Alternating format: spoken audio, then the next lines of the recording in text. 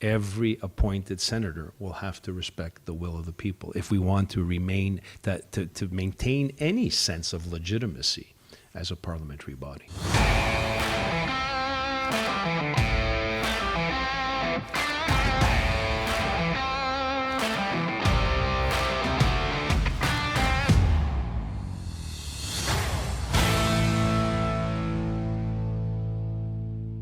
What we want to talk about tonight is a question that has been on the minds of a lot of people. We've gotten a lot of emails, a lot of messages about this, and it is basically Trudeau is stacking the Senate with radical people. And the narrative that has been going around is because of that, it doesn't matter if Pierre Poilievre will get into power with a majority government, a supermajority government or not. Whatever bills he sends to the Senate won't pass. So that's basically the narrative. So we did some digging, and we went straight to the source for this one. We're going to talk about something called the Salisbury Doctrine or the Salisbury Convention. So you may be thinking, what the heck is this? Or I thought we were talking about the Senate. Well, the Salisbury Convention, as it is sometimes called, emerged from the working arrangements reached during the Labour government of 1945 and 1951, when the 5th Marquess of Salisbury was the leader of the Conservative opposition in the House of Lords. This is in the UK Parliament. Yeah. The convention ensures that major government bills can get through the Lords or the Senate when the government of the day has no majority in the Lords. In practice, it means that the Lords does not try to vote down at second or third reading a government bill mentioned in an election manifesto. So, what does that mean? What that means is that the Salisbury Convention says that, to use it in our times, if there's a situation where the Conservatives have a majority in the House of Commons and the Liberals have a majority in the Senate, that the Senate will not vote down or block legislation that comes from the Conservatives that was used in the platform that the Canadian public elected them on, because what that would be doing is preventing the agenda to be implemented as voted on by the will of the people. The only time that the Salisbury Convention would not apply was if whatever law that the House was trying to pass was somehow unconstitutional, and then the Senate would have the ability to block it. The other case where it may not apply is if the Conservatives brought in a piece of legislation that was not mentioned or related in their election platform whatsoever, then they could, in theory, block it if they wanted to try to do that. But there's dangers in that. Right. So let's make up a silly scenario so that nobody can clip this and say that, oh my God, the Conservatives are going to do this. All right. Let's say Thanos forms government and he says, okay, I'm running on the platform that I'm going to snap 50% of Canadians out of existence. And they win, and that goes to the Senate. Well, it's against your constitutional rights to life and liberty, right? So obviously the Senate's going to overrule that. So the Salisbury Convention would not apply in that case because it's against our constitutional rights as Canadians. Now, say that same government says, you know what? Everybody is going to get a free puppy, and we're going to legislate that every Canadian family is going to get a free puppy. Well, it's not against the Constitution. It's in our platform. The Senate has no reason to block it. Hope that makes sense, as silly as it was. So, there was also a recent article from Paula Simons. The Senate has no authority to block legislation it merely dislikes, but it remains an open question about bills that invoke the notwithstanding clause. So, there's been a lot of talk about this. Now, don't take our word for it. This is one of the reasons why we went to, I think it was actually the primary reason why we went to Ottawa initially. Yeah, was to speak to Senator Housakos. Yes. So we had an interview with him, and the full interview is about 30 minutes long. This is an excerpt of that interview. And I asked him this specific question.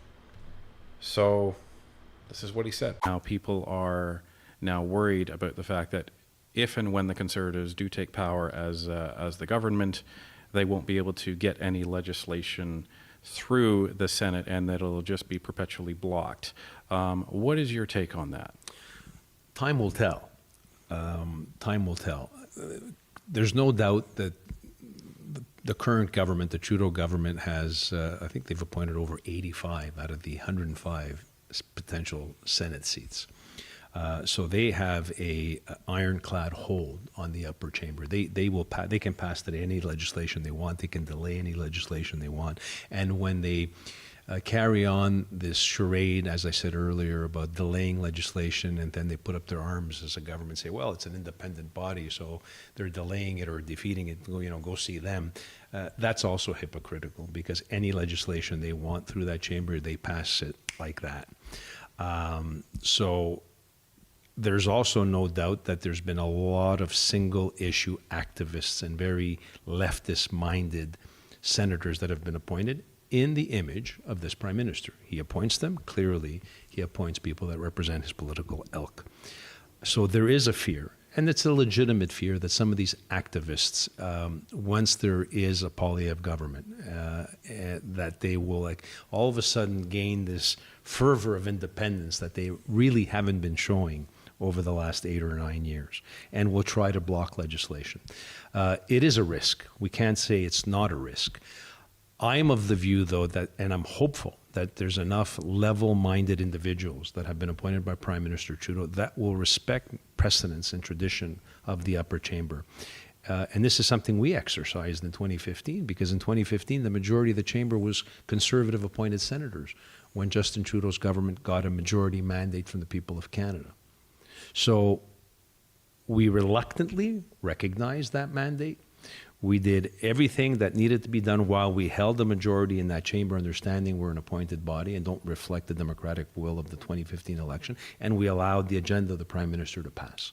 And I'm hopeful that that common sense and respect for precedents and respect for the democratic will be reflected once again, despite the fact that the individuals that will be sitting in that chamber, the vast, vast majority, are going to be individuals that oppose that political agenda.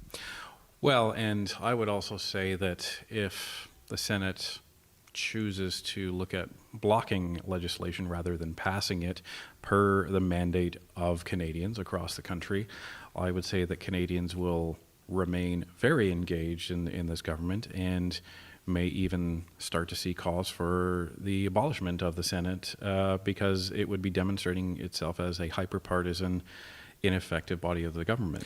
And that's where senators have to be careful. Yeah. And as I said, in 2015, where we were like 65 Conservative senators, we were not pleased with the outcome of the election, but we respected the outcome Right. of the election. And I implore that the current Liberal appointed senators to do the same. Fundamentally, we're there to express a sober second thought, and the only time I genuinely believe constitutionally the Senate has an obligation to stop government legislation is if a majority of senators genuinely believe the legislation that the government is trying to pass is against the interest of the overwhelming majority of the Canadian public. Now, one of the things that we talked about off camera right before was the Salisbury Convention. Yes. And for those that don't know, so the Salisbury Convention essentially says that what the Senate is supposed to do is to respect the will of the people as a result of the platform that the party that's taking power essentially ran on. So if they ran on abolishing the carbon tax, then the Senate doesn't have any justification to block said bill. But you told me something interesting in terms of the Salisbury Convention versus the constitutional rights of the Senate. Yeah, very few people know this, but when the Parliament of Canada was constituted, the Senate of Canada was given the exact same rights and privileges as the House of Commons, which gives an enormous amount of influence to senators and the Senate. And because we're an appointed body, it also, I think, puts an enormous amount of responsibility on our shoulders. Section 18 of the Constitution has created, it gives the powers to the Senate the exact same powers that the House of Commons in Westminster has, which is the exact same section which gives the rights and privileges to our House of Commons. But the exception is, through the years, through precedence and tradition, first of all, we recognize that we can never defeat money bills. The Senate can never also put forward money bills where any piece of legislation requires funds, for example. And that, again, respects the will of the people. No taxation without representation, which is at the core of our democratic system. The debate goes on, when do we exercise that power? And there have been instances where the Senate has defeated government legislation. But like I said, it was very few. You had to be certain that when you do that, that you have the overwhelming will of the public behind you as an institution. The Senate also has delayed legislation, but you also have to make sure that you're not doing that lightly. I suspect, based on the polls we've seen over the last year and a half, that the next government in this country will be an overwhelming majority Pierre Poilievre government with a clear agenda. I'm a member of that Conservative caucus. I think if that is the case in the upcoming election and the people give us that overwhelming mandate, Salisbury Convention or simple precedents in this country, every appointed senator will have to respect the will of the people if we want to remain to maintain any sense of legitimacy as a parliamentary body. It was great talking to Senator Housakos. And I left that conversation with a lot of confidence because it's a little different, when you're outside of a job versus when you're in a job, how you're going to behave. For example, there was the gentleman that was in the video with Jagmeet, who did the name calling. One of the viewers that we met actually spoke or was around that guy earlier in the day, and he was mouthing off saying, "Oh, I'm going to do all this stuff, and I'm probably going to get arrested today." And then he curled up like a kitten, like a kitten when Jagmeet called him out. So as Housakos said, he expects that the Senate is going to essentially fall in line. Yeah, it may take bills longer to get passed, but it will get passed. That's the thing. Well, and some things that you don't even need to pass a bill for. For example, the carbon tax. They can just do an executive order to set it to zero.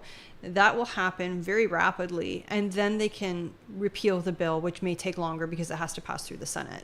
Well, and again, so if they did, because people are still so paranoid about this, if the Senate did start blocking bills, and Pierre's prime minister, do you really think Pierre's not going to say anything about it? Do you really think that Canadians are not going to say anything about it? When Pierre tries to put through a bill to repeal the carbon tax and the Senate blocks it, do you really think that there's not going to be calls to abolish the Senate? Well, and again, with the Salisbury Doctrine, the people have spoken. They've elected a government that wants to axe the carbon tax, hypothetically, in the future, right? Yeah.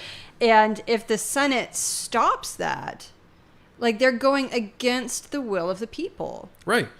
And you may end up with a referendum right quick in terms of the relevance of the Senate. It would be the first Senate in Canadian history to essentially only vote on party lines, because that's not what they're there for. So yeah, the Senate is supposed to be the chamber of sober second thought. Their primary goals is to make sure that the legislation that's being brought up from the House and that they're being asked to look at is that it is beneficial for all Canadians. It's not, going to harm most Canadians and only help one group. As you heard Senator Housakos say in the interview, when they were in the Senate in 2015, it was primarily conservatives and there was a liberal majority government.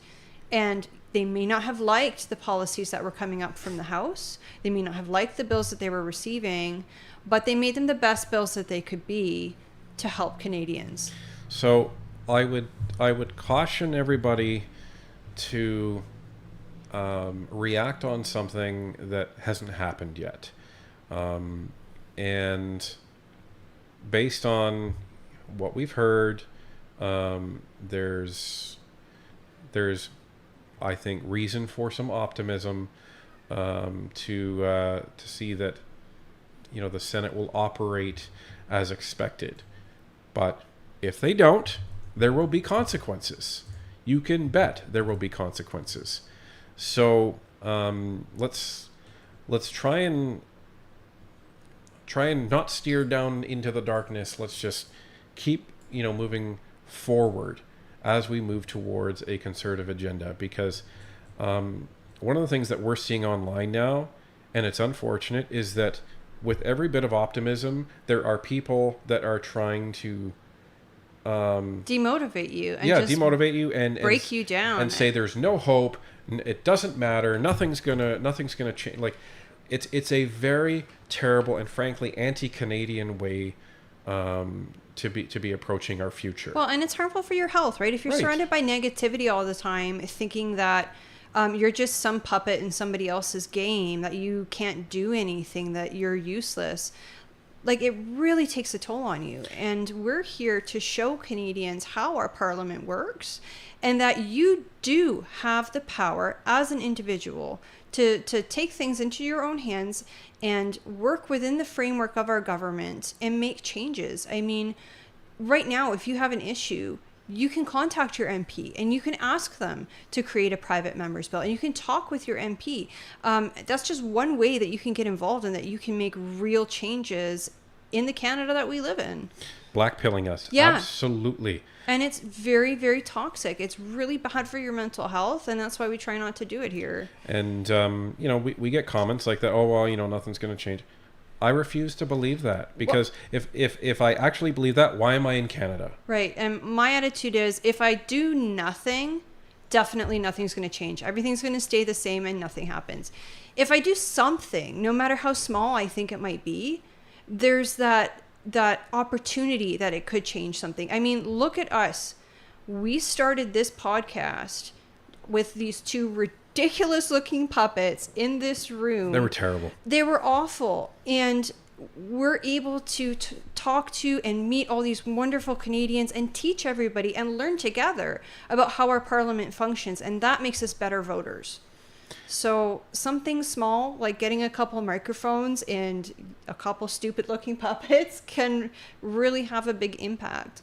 Well, and we choose to believe in hope, and we choose to believe in a better Canada, rather than, torpedoing every, bit of optimism that comes in front of us. That's not the type of world that I want my son to live in, and that's not the type of world that I want to live in. So we're doing what we can to work to make a better Canada. And part of that is informing Canadians, letting them know how the government works, letting them know what their options are. And if we do end up with a Senate that is not implementing the will of the people, then there's going to be consequences.